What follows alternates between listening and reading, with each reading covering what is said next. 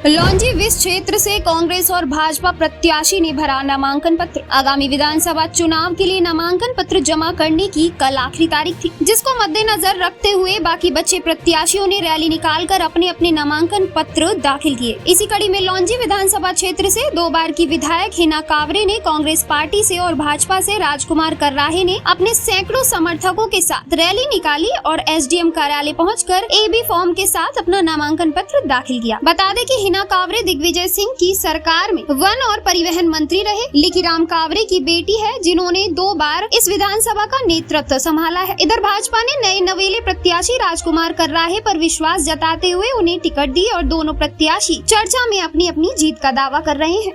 समर्थक यहाँ पर बिल्कुल, ये वो हमारे कार्यकर्ता हैं जिन्होंने 10 साल से लगातार कांग्रेस के लिए मेहनत की है और अपने विधायक के साथ कदम से कदम मिलाकर वो चलते रहे। और आज जो भी माहौल बन रहा है वो विधायक तो ठीक है, लेकिन हमारे जो कार्यकर्ता है उनकी मेहनत का ही प्रतिफल है। और आज सब लोग बिल्कुल दिल खोलकर यहाँ पर आए हैं और मुझे बहुत खुशी मिली कि निश्चित रूप से आने वाला समय मध्य प्रदेश में कांग्रेस का रहेगा, कांग्रेस की सरकार बनेगी और लांजी विधानसभा क्षेत्र इतिहास लिखेगा। विकास की बात करें तो विकास आपने काफी किया है, 10 सालों से आप यहाँ पर होकर।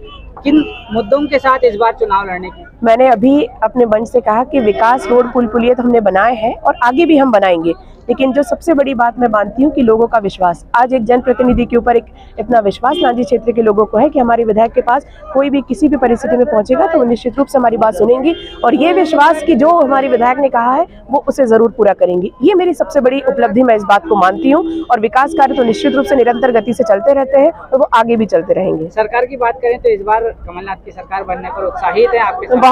बहुत उत्साहित है और उन्हीं का उत्साह है जो आज आपको रोडों पे दिखाई दे रहा है। दीदी, 50 से बढ़कर 1 लाख का टारगेट हो गया, बात क्या है? मैंने कहा ना, रणनीति हमारे कार्यकर्ता बनाएंगे और 1 लाख पार भी कर लेंगे। मुझे पूरा विश्वास है, क्योंकि पिछले जब मैंने पहली बार 2013 में चुनाव लड़ा था तो मैंने बिना काम की चुनाव लड़ा था। उसके बाद मुझे 32,000 की जीत मिली। लांजी क्षेत्र से मुझे 80,000 वोट मिले थे। दूसरी बार जब मैंने काम के साथ मेहनत की तो मुझे 91,000 वोट मिले और मुझे पूरा विश्वास है कि 1.25 लाख के पार इस बार हमारे वोट जाएंगे। रमेश बटेरी जी चुनाव नहीं लड़ रहे हैं, इस बात का दुख तो हमें भी है भाई।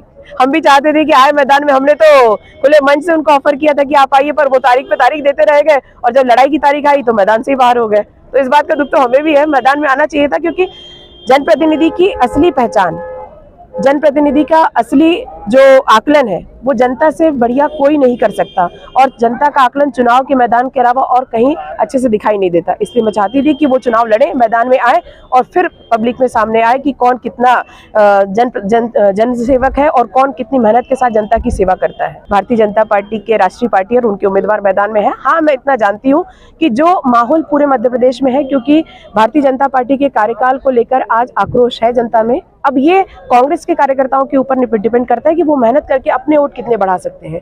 तो मुझे विश्वास है कि कांग्रेस बहुत शानदार वोटों से चुनाव जीतेगी। देखिए, कार्यकर्ताओं की ताकत है और मेहनत है। क्या सारे के सारे कार्यकर्ता हमारे नामांकन फार्म के साथ में, पूरे जुलूस के साथ में निकले थे, रैली के साथ में निकले थे और लगभग मैं समझता हूं कि बूथ के अध्यक्ष और बीएलए और महामंत्री से लेकर हर कार्यकर्ता इस नामांकन रैली में शामिल हुआ था।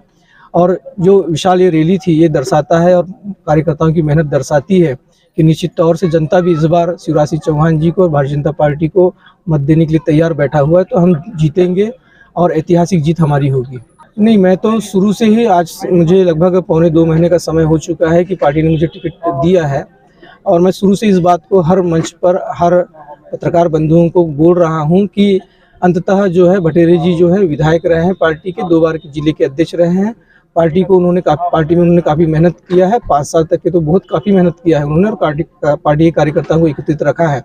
तो मुझे विश्वास था कि वो पार्टी लाइन से बाहर नहीं जाएंगे, क्योंकि स्वर्गीय दिलीप भटेरी जी की ज़मीन तैयार की हुई है वहाँ, ये जो ज़मीन है, और उनके साथ में बहुत सारे वरिष्ठ कार्यकर्ता भी हमारे यहाँ पर बैठे हुए हैं। इन्होंने भी दिन रात पसीना बहा करके भारतीय जनता पार्टी का जो स्तंभ खड़ा किया है आज पूरे लांजी विधानसभा और किरनापुर के बीच में, तो मैं समझता हूँ कि वो उस मेहनत को नहीं जाने देते। और मुझे मालूम था कि हमारे छोटे भाई हैं, नाराजगी मुझे भी थी 2018 में, मैंने पार्टी से इस्तीफा दिया था, पार्टी ने स्वीकार नहीं किया था। उसी तरह की नाराजगी भाई रमेश बटेरी जी में भी थी, लेकिन मुझे विश्वास था कि वो पार्टी लाइन में रहेंगे और पार्टी के साथ में काम करेंगे और अंततः वो हुआ भी।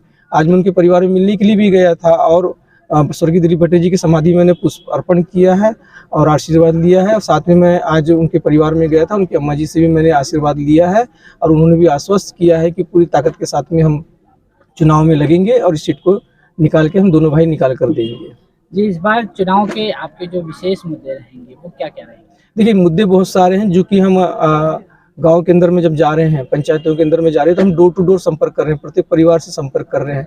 तो बहुत सारी समस्याएं निकल कर आ रही है और बहुत छोटी छोटी समस्याएं हैं वो, लेकिन कुछ बहुत महत्वपूर्ण समस्याएं भी निकल कर आ रही हैं कि हमारे क्षेत्र की जो विधायक रही हैं, जो कि प्रदेश की अपने आप को बड़ी नेता समझती हैं, लेकिन वो कई ऐसी पंचायतें हैं, ऐसे गांव हैं जहां पर वो आज तक के 10 साल के अपने कार्यकाल में नहीं पहुंची हैं।